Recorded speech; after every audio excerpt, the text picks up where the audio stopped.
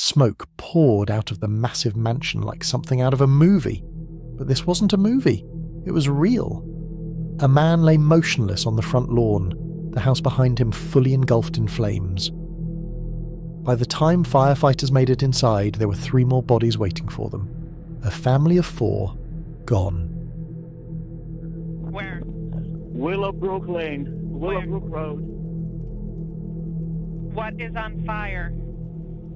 The house. And there is a smoke's coming out, and there's a person laying down. Where are they laying down? On the property. Can you get over in to front them? of the house. All right, get over Yes, to I'm coming over. Okay.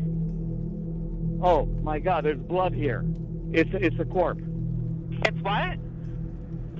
It's dead. What's dead? There's somebody is dead here. It was November 20th, 2018, and the quiet, horse-loving township of Colts Neck, New Jersey had just turned into a crime scene straight out of The Sopranos. What no one knew at that moment was that this was only half the story, because about 7 hours earlier, just 20 minutes away, another house belonging to the same family had also gone up in flames. The name Canero was about to be all over the news. Keith Canero, 50 years old, was the guy who had it all, a self-made tech entrepreneur, husband and father of 2. He co-owned 2 businesses with his older brother Paul, a tech consulting firm called Square One and a pest control company called EcoStar. Both operated out of Asbury Park. The brothers were close for most of their lives, born and raised in Brooklyn, later moving to Jersey. They'd married women from Staten Island, lived 20 minutes apart, and shared what looked like a strong family bond. But under the surface, there was tension. Paul had been in a terrible car accident in 2012 that left him with chronic pain and unable to work properly. He was frustrated, bitter, and started relying on disability payments. Except, he was still involved in the family businesses. Keith, the more ambitious and successful brother, covered a lot of the slack, but it began to wear him down. By 2018, Keith wanted out. He was ready to sell the companies, maybe even work for one of the big tech firms. Paul, though, wasn't having it. He needed the money and the control. The two began arguing constantly about finances, expenses, and missing funds. The night before everything went down, Keith sent an email to his younger brother Corey. It was a forward of one he'd written to business partners. In it, he said he was done paying Paul's wife anything until missing company money was explained. That was the last big message he'd ever send. Around 3 a.m. the next morning, neighbours in Colts Neck reported hearing 5 gunshots. Police responded but couldn't find anything. Hours later, firefighters showed up to find Keith shot 5 times, once in the back, 4 in the head, lying on his lawn. Inside the burning mansion were his wife Jennifer and their 2 kids, Jesse age 11 and Sophia age 8, both stabbed. The autopsy later showed they were still alive when the fire started. Now here's where it gets even more twisted. Just 2 hours after those gunshots at 5 a.m, another fire broke out, this time at Paul Canero's house in Ocean Township. He, his wife and their daughters made it out unharmed. Paul called 911, calm as can be, saying his smoke alarm went off and the whole house filled with smoke. He even mentioned a turtle inside. Nothing about danger, nothing about panic. At first, maybe just a coincidence. But then investigators noticed a few things that didn't add up. There were gasoline cans found all over Paul's property, one sitting right on the driveway. His home security system had been turned off hours before the fire. When police asked why, Paul said the cameras were slowing down his Wi-Fi, except the system was hardwired, not wireless. And while Paul's footage was conveniently missing, a neighbour's security camera wasn't.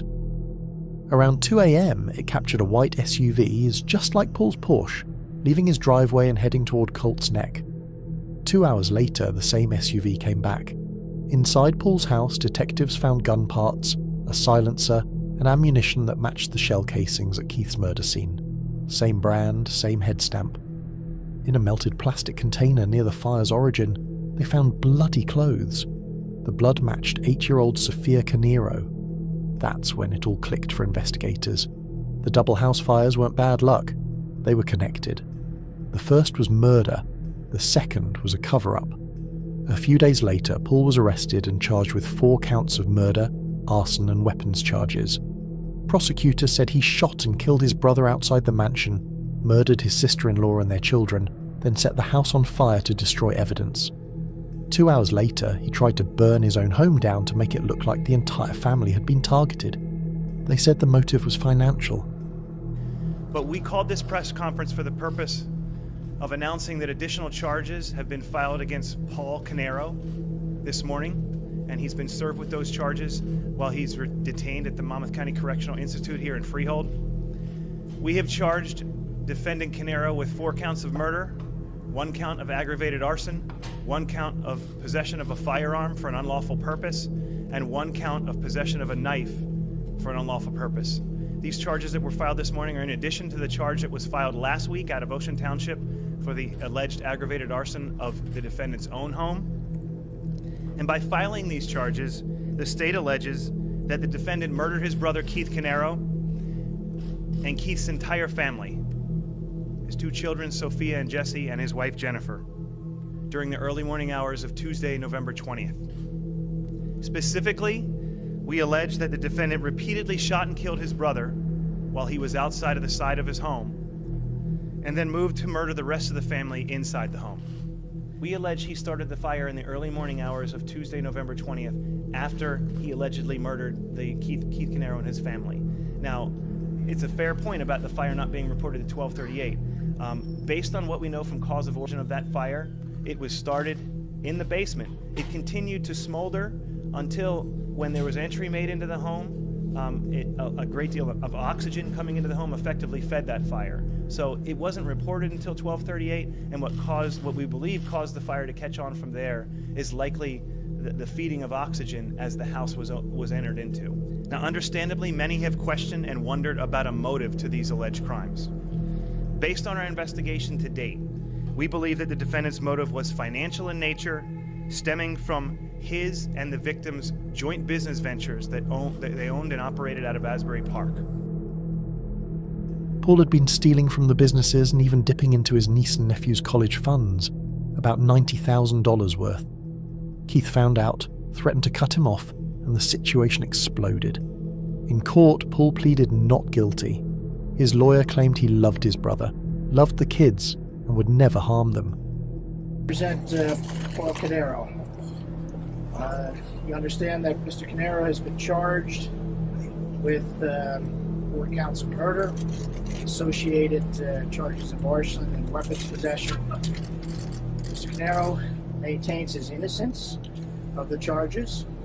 He has indicated that he would never engage in conduct which would cause harm to his brother or his brother's family, and he intends to challenge the evidence that has been gathered by the prosecutor's office in this case, and certainly in his view, he believes that when the case is finally resolved, that he'll be vindicated. I'd like to add that Paul Canero loved his brother, loved his sister-in-law like his sister, loved those children. He would never do anything to harm them. There's no reason on this earth for him to have harmed them. But the evidence was stacked high. Surveillance footage, matching ammunition, accelerants, financial motive, all pointing one way. The case still hasn't gone to trial years later, but to investigators it's simple. Jealousy, greed, and desperation turned one brother against another, ending with an entire family wiped out and a mansion burned to ashes. In Colts Neck, people still talk about that night, because in a town built on quiet wealth and old money, nobody expected a real-life mob-style massacre, especially from one of their own.